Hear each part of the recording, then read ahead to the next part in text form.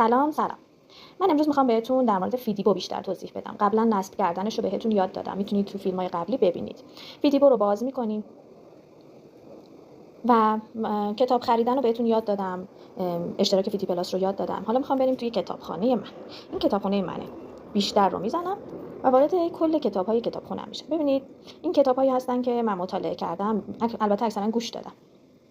کتابایی که ستاره بنفش داره، همونطور که می‌بینید البته ستاره بنفش نیست، یه مربع توش لوزی سفیده، ولی من نمیدونم چرا میگم ستاره بنفش، دیگه اینجوری عادت کردم.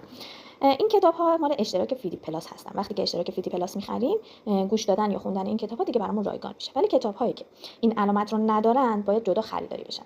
فیدیبو کلاً تخفیفای خیلی خوبی میذاره. من معمولاً توی تخفیفا این کتاب‌ها رو خریداری می‌کنم.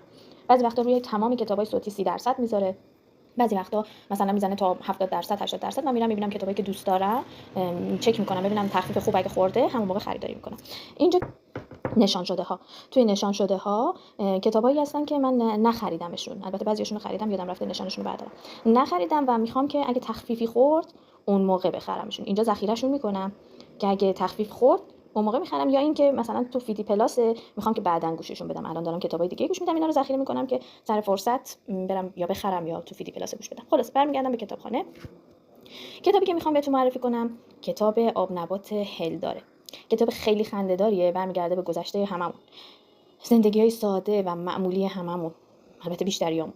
این کتاب همونطور که من الان روی این 3 نقطه بزنم صفحه اطلاعات این اثر، این کتاب میاد 4 جلدش صوتی شده، یه جلدش نمیدونم چرا صوتی نشده و آب نبات هلدار هست. بعد جلدای دیگه‌اش آب نبات دارچینی، آب نبات لیمویی، فکر می‌کنم پسته‌ایش نشده، خب به صوتی نشده. بعد ببینید خواندن در فیدی پلاس یعنی اینکه میتونین متنیشو رایگان تو فیدی پلاس بخونین. اگه میخواین صوتیشو گوش بدین الان اینجا 50% آف گذاشته، وقت خریدشه. وقتی که اینجوری تخفیفای خوب میذارن وقت خریدشونه.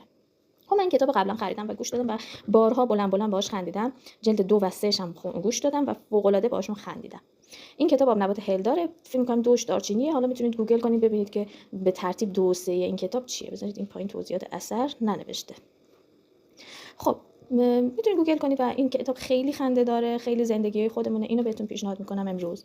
کتاب بعدی که پیشنهاد میکنم در زمینه روانشناسی میخوام یک کتاب بهتون پیشنهاد کنم، کتاب درمان شوپنهاور.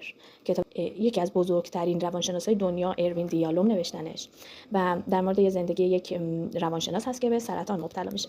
کتاب خیلی خوبیه، پیشنهاد میکنم این رو هم گوش بدید. کتابای روانشناسی خیلی خوبی بهتون پیشنهاد خواهم کرد. این دروغگویی روی مبل هم فوق العاده است. داستان 3 روان درمانگره که داستان‌های متفاوتی رو دنبال میکنن و یه جورایی به هم گره خوردن و کتاب عالیه، فوق العاده است. این دوتا رو فعلا بهتون پیشنهاد میکنم که درمان شوپنهاور متنی بود. اینی که بهتون پیشنهاد کردم من متنیشو گرفتم ولی صوتی گوش دادمش از جای دیگه و دروغگویی روی مبل همینی که الان اینجا دارمش. ببینید اینه، هوتن شاطری پور و چند نفر دیگه میخونن، گوینده هاش هستن و فوق العاده است. من خیلی لذت میبرم از این کتابا. یعنی آرزومه که پاشم ظرفا رو بشورم همزمان باش کتاب گوش بدم، جارو کنم خونه رو همزمان باش کتاب گوش بدم.